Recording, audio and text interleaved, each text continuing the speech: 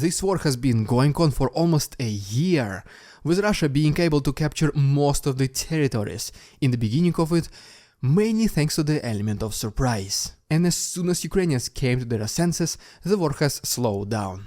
And eventually, Ukrainians started to take back their land, liberate cities, and sometimes even the entire regions at once. But as we approach the beginning of the second year, what are the chances that this war will end in 2023, and why is it absolutely imperative for Ukraine to win before it ends?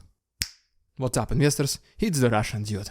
So, as pretty much every war in history, they go through different phases. At first, one country is winning, then another one, and then after just one successful major battle, the initiative returns to the first country. And almost until the very end, it is pretty uncertain who is going to win, because things can change every single week, and it takes just one major event to be the turning point in any war. And such events can be, for example, winning or losing in a major battle, allied forces joining the combat, or military or government representatives suddenly changing their minds or just being eliminated. At first, it was Russia who was dominant, mainly thanks to, once again, the element of surprise, because literally no one could have imagined that a full-scale war can erupt in the 21st century, but it did.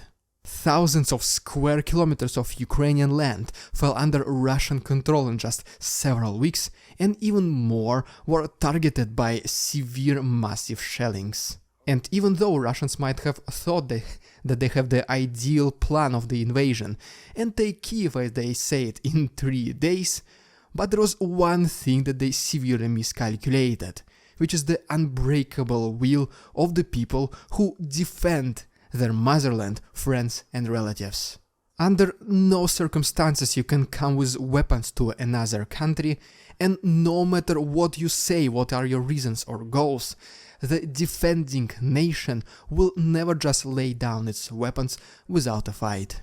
If required, there will be a last stand, because you cannot go back, you cannot surrender, you cannot retreat, you are at your home. And in the meantime, the invaders always have this small room for error. If they can't capture the next settlement, for example, they can always return the next day. There is no such urged pressure to win every single battle. And because of this, inevitably, Ukraine started to change the course of war and take back its own territory and liberate city after city. The first major victory for Ukrainians was back in September, when they took back the major part of a Kharkiv region. And then came Kherson, with the full liberation of the right side of Dnipro river back in November. And since then, the war has relatively stalled, except this most recent success of Russians in the east. But will it be enough for Russia to turn this war upside down? Should Ukraine show once again this unending desire for justice before it's too late? And before I answer you this question, please consider liking this video and subscribing to my channel if you like this style of special episodes in addition to my regular daily news updating. Thanks so much, and let's continue. Alright, so how crucial it is for Ukraine to win before the end of this year? And well, while the answer might be pretty obvious, the sooner this war ends, the better, in fact, Ukraine has much bigger chances at winning right now or in the very near future, because unfortunately, if this war goes on for an extended period of time, the longer it goes, the more tips of the scale will turn in favor of Russia. And right here I'm talking about years of this conflict. Eventually, Russia will ramp up the military production, and by the way, do you know that in fact Kalashnikov alone increased its production by 40% in the last year? Putin will have absolutely no problems with putting the Russian economy on the military tracks. More budget will be allocated to the military, and as the time passes, this budget will only keep increasing. The factories will start producing more military-related products, and just life in general will become more militarized. At first, the people of Russia will most likely not be happy with these changes, But sooner or later, thanks to never-ending and ever-present propaganda, people as well as the economy will slowly start getting used to this new reality. And well, you might ask, Ukraine will also continue receiving the support from the West, right? And well, as much as we all want to hope for this, in reality, unfortunately, sooner or later every tragedy becomes less and less relevant. It is just the human nature. We might feel bad, we might feel like we need to do something, but as time passes and there are no significant developments in either way, we just stop caring. We, as humans, we just always want to think about good things and bright future, so we just move on. Because of this, if the war extends for several years, some countries will simply get tired to support Ukraine. And maybe they will not shut down the assistance completely, but it will definitely not be even close to the amount of the support in the beginning.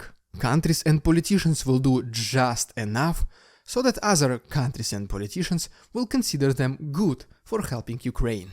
And even just the regular people, if they see that their tax dollars are going to support Ukraine and nothing significantly changes, sooner or later they will start questioning whether their countries should even support Ukraine in the first place. And politicians looking for some extra political points will try to satisfy their own people and focus on internal problems rather than unfortunately helping Ukraine. But things are different in Russia. Just in general, the country, unfortunately for Ukraine, is a little bit more self-sufficient. It has more people, which, in case needed, the Russian government will have no problems mobilizing them. And as sad as it sounds, the cost of human life for the Russian authorities is relatively low, especially during the war times. Russia still frequently uses its favorite since Second World War military tactics, which is winning battles with the numbers of people, and because of this we even have a saying in Russian, die but do it.